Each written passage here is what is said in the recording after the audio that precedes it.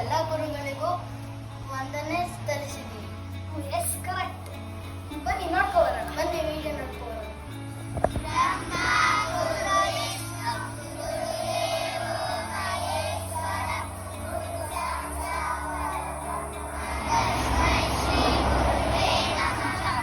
ನೋಡಿದ್ರಲ್ಲ, ಬೆಳಿಗ್ಗೆ ಅಸೆಂಬ್ಲಿಯಲ್ಲಿ ನಮ್ಮ ಎಲ್ಲ ಗುರುಗಳಿಗೂ ಶ್ಲೋಕದ ಮೂಲಕ ವಂದನೆಯನ್ನು ಸಲ್ಲಿಸಿದ್ವಿ. ಗುರು ಪೂರ್ಣಿಮದ ಬಗ್ಗೆ ಇನ್ನಷ್ಟು ತಿಳ್ಕೊಳ್ಳೋಣ ನಮ್ಮ ಸ್ನೇಹಿತರ ಜೊತೆ. ಕರೆಕ್ಟ್ ಅಲ್ವಾ?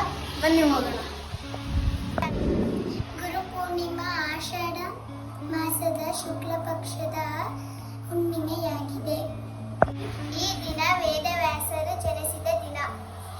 ಹಾಗಾಗಿ ಇದನ್ನು ವ್ಯಾಸ ಪೂರ್ಣಿಮಾ ಎಂದು ಕರೆಯುತ್ತಾರೆ. ಮಹರ್ಷಿ ವೇದವ್ಯಾಸರು ನಮ್ಮ ಕಾವ್ಯವಾದ ಮಹಾಭಾರತವನ್ನು ಬರೆದವರು. ಕೇಳಿದ್ರಲ್ಲ ಗುರು ಪೂರ್ಣಿಮದ ವಿಶೇಷತೆಗಳನ್ನ. ಈ ದಿನ ನೀವು ಕೂಡ ನಿಮ್ಮ ಹಿರಿಯರು ಗುರುಗಳಿಗೆ ವಂದನೆಯನ್ನು ಸಲ್ಲಿಸಿ. ಎಲ್ಲರಿಗೂ ಗುರು ಪೂರ್ಣಿಮದ ಶುಭಾಶಯಗಳು, ವಂದನೆಗಳು.